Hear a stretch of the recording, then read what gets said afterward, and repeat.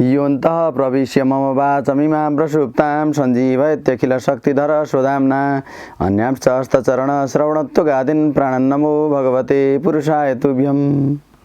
नमस्कार। देश विदेशमा रहनुहुने समस्त दाजुभाइ तथा दिदीबहिनीमा होली पर्वको हार्दिक मङ्गलमय शुभकामना व्यक्त गर्दछु।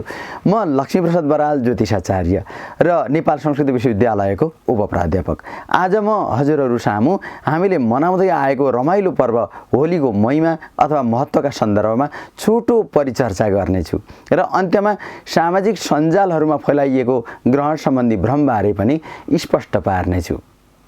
सुरुमा होली पर्वका सन्दर्भमा चर्चा गरौँ। विभिन्न रङहरूका माध्यमबाट प्रेम, आत्मीयता र सद्भाव वर्षाई संसारलाई हर्ष र उमङ्ग प्रदान गर्ने रमाइलो क्रीडा पर्व हो होली अर्थात् फागु पूर्णिमा। कतै फागु त कतै होलीका उत्सवका रूपमा यो पर्व मनाउने गरिन्छ। आफन्त र साथीभाइ बीच रङ दलेर रमाइलो होली पर्वलाई खुसी र उमङ्गको उत्सवका रूपमा लिने गरिन्छ। फाल्गुन शुक्ल पक्षको अष्टमी तिथिमा विभिन्न रङ्गी-चङ्गी कपडाले सजाइएको चिर ठड्याएपछि प्रारम्भ हुने होली पर्व पूर्णिमाको रात्रि चिरदाह गरेपछि समापन हुन्छ। पूर्वीय सनातन परम्पराका समस्त अनुयायीले मनाउने अत्यन्त प्राचीन पर्व हो होली। यस पर्वको रौनकता भने पूर्णिमा तिथिमै हुन्छ। यसर्थ यस दिनलाई होली पूर्णिमा वा फागु पूर्णिमा पनि भन्ने गरिन्छ। मीमांसा दर्शनका आचार्य जैमिनी र भाष्यकार शबरले होलाका पर्व भनी शास्त्रहरूमा उल्लेख गरेका छन्। काठक गृह सूत्रमा आएको राका होलाके भन्ने सूत्रले होलाका पर्वका देवता राका अर्थात् पूर्ण चन्द्रमा हुन् भन्ने सङ्केत गरेको पाइन्छ। उक्त सूत्रका टीकाकार देवपालले नारी जातिको सौभाग्यका लागि गरिने एक कृत्य विशेष भनी होलाका पर्वको व्याख्या गरेका छन्। पूर्णिमा भनेको चन्द्रमा सर्वाधिक बलशाली हुने समय हो। वेदमा चन्द्रमा मनसो जात भनी चन्द्रमालाई मनको विधायक मानिएको छ। यही मनको उद्वेगले प्रकृति र पुरुष तत्त्वलाई मेल गराउने हुँदा नयाँ सृष्टिको उपक्रम प्रारम्भ हुन्छ। त्यसैले फाल्गुनको पूर्णिमामा वसन्तोत्सव अर्थात् मदनोत्सव मनाउने प्राचीन वैदिक परम्परा रहेको छ। प्रकृतिले काँचुली फेर्ने वसन्त ऋतुको आगमन यही पूर्णिमाबाट हुने हुँदा प्राकृतिक सौन्दर्य र रसरङको उमङ्गले प्राणी जगत र मानवलाई समेत तरङ्गित तुल्याएको हुन्छ।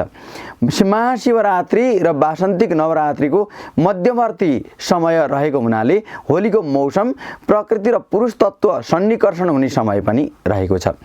वैदिक युगमा जब वृक्षहरूमा नयाँ पालुवा आउँथे, सुन्दर फुलहरू फुल्नुका साथै चारैतिर सुगन्ध आउन थाल्थ्यो, रङ्गी बिरङ्गी पुतलीहरू उड्न थाल्थे, गहुँ जौ लगायत बालीहरू लहलाउँथे र कोइलीहरू गाउन थाल्थे, उसै बेला वसन्त ऋतुको आगमन भएको मानिन्थ्यो र ऋतुराजको स्वागतार्थ वसन्तोत्सव मनाइन्थ्यो। वेद तथा ब्राह्मण साहित्यमा वसन्तोत्सवको परिचर्चा पाइन्छ। कामसूत्रका रचनाकार वात्स्यायनले फागुन र चैत महिनालाई मदनोत्सवका रूपमा व्याख्या गरेका छन्। मदनोत्सवका देवता कामदेवले प्रकृति र पुरुषलाई मेल गराई सृष्टिलाई गतिशील तुल्याउँछन्। ब्रह्मवैवर्त पुराण अनुसार ब्रह्माजीबाट सृष्टिको प्रारम्भ फागु पूर्णिमा लगत्तै चैत्र मासबाट भएको हो। चैत्रे मासे जगत ब्रह्म ससर्ज प्रथमे हनी भनेर यसरी भनिएको छ। होलीमा खेलिने पानी र रङ प्रकृति र पुरुषका यस्ता अभिन्न प्रतीक हुन् जसलाई सृष्टि संरचनाका कारक तत्त्वका रूपमा लिन सकिन्छ। प्राचीन कालमा वसन्त ऋतुको समयमा पाकेका नवान्न, गहुँ, जौ, चना, केराउ आदिका बालाहरूलाई भुट्ने वा पोल्ने कामलाई होलक भन्ने गरिन्थ्यो। ब्रह्मवेत्ता ऋषिहरूले पाकेका नयाँ बाली अग्निमा भोग लगाएर अग्न्यादान गरेको प्रसङ्ग ब्राह्मणो वसन्ते अग्नि आदरित इत्यादि वैदिक मन्त्रको भाव रहेको पाइन्छ। यसरी नयाँ अन्न हवन गर्ने अवसर प्रदान गर्ने पर्वलाई होलिका भनिएको पाइन्छ। पौराणिक कालखण्डमा यस पूर्णिमामा अन्य प्रसङ्ग पनि थपिएका छन्। तीमध्ये भगवान श्रीहरिले भक्त प्रह्लादको उद्धार गरी होलिकाको प्राण हरण गर्नुभएको प्रसङ्ग होली पर्वको मुख्य कथावस्तुको रूपमा स्थापित भएको पाइन्छ। त्यसैले प्रत्येक वर्ष वसन्त ऋतुलाई मन्त्रणा गर्दै फाल्गुन शुक्ल पूर्णिमा तिथिमा होलिका उत्सव मनाउने विधान पौराणिक ग्रन्थहरूमा समेटिएको छ। इतिहास पुराण र धर्मशास्त्रहरूमा बालबालिकाको आयु, नारीहरूको सौभाग्य र राष्ट्रको सीमा रक्षाका साथै प्राकृतिक विपत्तिहरूबाट सुरक्षित बन्न फाल्गुन पूर्णिमाको साँझमा होलिका पूजा गर्नुपर्ने सङ्केत पाइन्छ। फाल्गुणे पौष मासी च सदा बाल विकासिनी गेया फाल्गुनिका साच गेया लोक विभूतय। हिमाद्री कालखण्डमा उद्धरण गरिएको लिङ्ग पुराणको यस वचनले बाल विकास र लोक विकासका लागि होलिका पर्व मनाउन विधि निर्देश गरेको पाइन्छ। प्रत्येक घरको आँगनमा गाईको गोबरले लिपेर चोख्याई पूजा गरेर भद्रादोष छलेर निशामुख अर्थात् साँझमा होलिका दहन गर्नुपर्ने शास्त्र निर्देश पनि रहेको छ। परापूर्व कालदेखि अन्याय, अत्याचार र हिंसा लगायत निरङ्कुश तानाशाही आसुरी प्रवृत्तिका विरुद्ध समाज एकजुट हुँदै आएको इतिहास छ। शक्तिको उन्मादले मानिसमा जब अहङ्कार जाग्दछ त्यो अहङ्कारले सत्य, धर्म, प्रेम, सदाचार, अहिंसा जस्ता गुणहरूलाई बिर्साइदिन्छ र मानिस विषय वासना र स्वार्थले अन्धो बनिदिन्छ। पुराणहरूमा वर्णित दैत्यराज हिरण्यकश्यपु ब्रह्माजीबाट प्राप्त वरदानी शक्तिको उन्मादले जब आफूलाई नै ईश्वर घोषणा गर्दछन्, ठिक उही समयमा हिरण्यकश्यपकै बालक पुत्र प्रहलाद भगवानका अनन्य भक्त भनेर उपस्थित भइदिन्छन्। अहङ्कार र पापाचारले उन्मत्त भएका दैत्यराज हिरण्यकश्यपु एकातिर संसारलाई आफ्नै पूजा गराउँछन् र अर्कातिर भगवत भक्त प्रहलाद परम शत्रु का रूपमा उपस्थित हुन्छन्। अर्थात् हिरण्यकश्यपुलाई भगवत भक्त प्रहलाद शत्रुका रूपमा देखा पर्दछन् र उनलाई मार्ने योजना बनाउन थाल्छन्। अग्निको तापले नछुने वरदान पाएकी बहिनी होलिकाले हिरण्यकश्यपुलाई साथ दिँदै बालक प्रहलादलाई लिएर अग्निकुण्डमा प्रवेश गर्दछन् र पाप प्रवृत्तिकै प्रतीक होलिकाको शरीर दहन हुन्छ। यही खुसियाली साट्नका लागि होली पर्व मनाउने चलन चलेको विश्वास गरिन्छ। होलिका भस्म भएको प्रतीकका रूपमा पूर्णिमाको रात होलिका दहन गर्ने चलन अद्यापि रहेको छ। होलिका मरेपछि पनि अन्त्यमा हिरण्यकश्यपरूपी पाप र अत्याचारको पराकाष्ठालाई परास्त गर्दै भक्त प्रहलादको सुरक्षा तथा न्याय एवं धर्मको संरक्षण गर्न भगवानले नृसिंहको अवतार लिनुभएको पौराणिक प्रसङ्गलाई पनि होली पर्वसँग जोडेर हेर्ने गरिन्छ।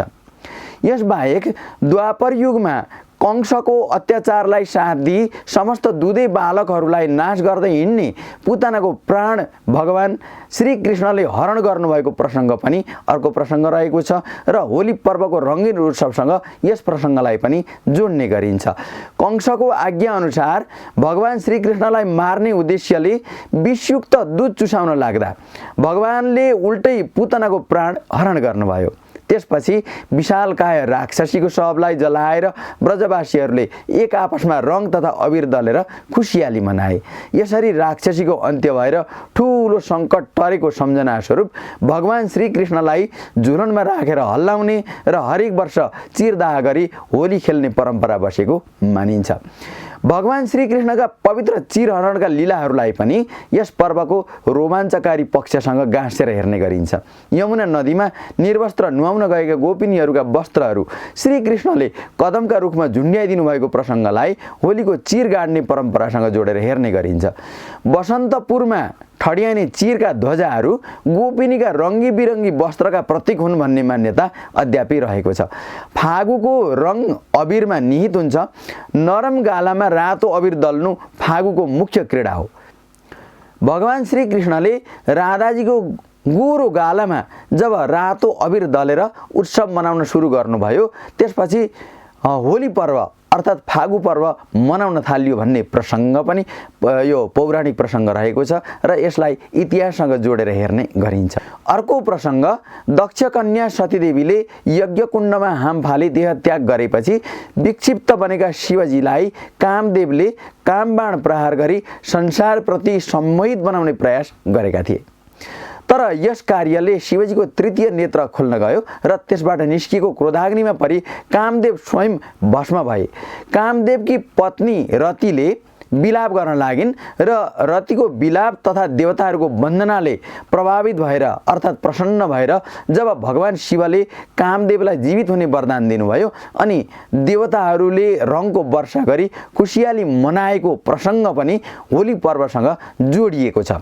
एक समय राजा युधिष्ठिरको जिज्ञासा शान्त पार्दै भगवान श्रीकृष्णले होलीमा भव्य उत्सव र चिरदाह गर्नुको कारण बताउनु भएको अर्को प्रसङ्ग पनि रहेको छ।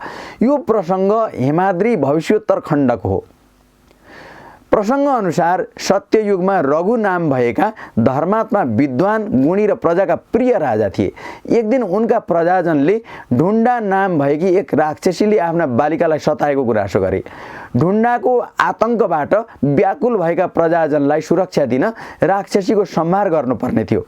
विगतमा शिवजीको उग्र तपस्या गरी युवा प्रौढ महिला पुरुष तथा वृद्धहरूबाट कुनै धातु निर्मित हतियारको चोटबाट जनावरबाट जाडो गर्मी वर्षा आदि प्राकृतिक कारणबाट मेरो मृत्यु नहोस् भनी भगवानसँग उसले प्रार्थना गरेकी थिए।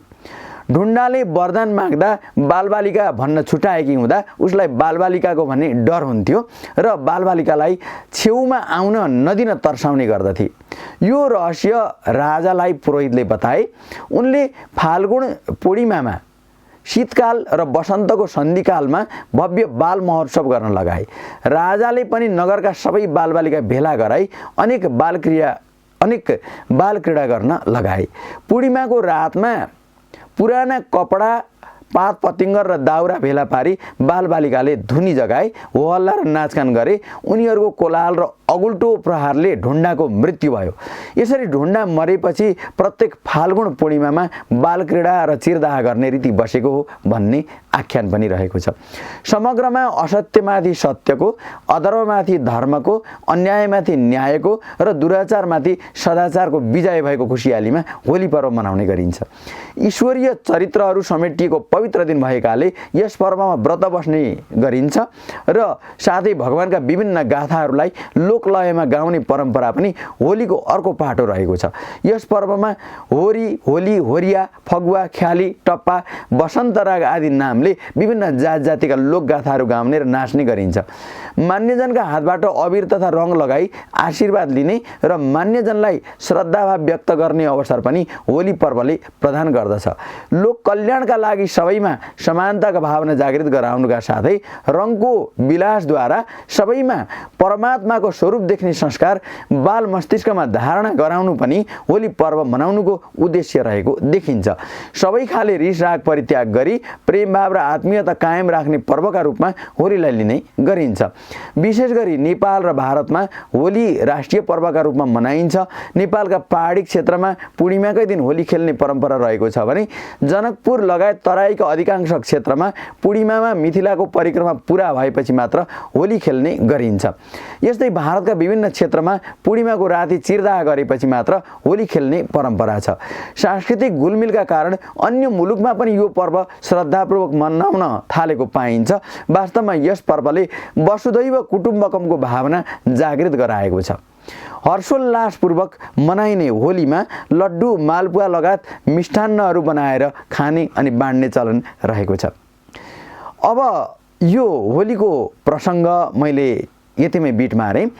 अबलाई यो अहिले सामाजिक सञ्जालहरूमा आएको ग्रहणको बारेमा छोटो चर्चा गरौँ। जुन ग्रहण चाहिँ वास्तवमा देखिँदैन र नदेखिने ग्रहणको दोष पनि लाग्दैन।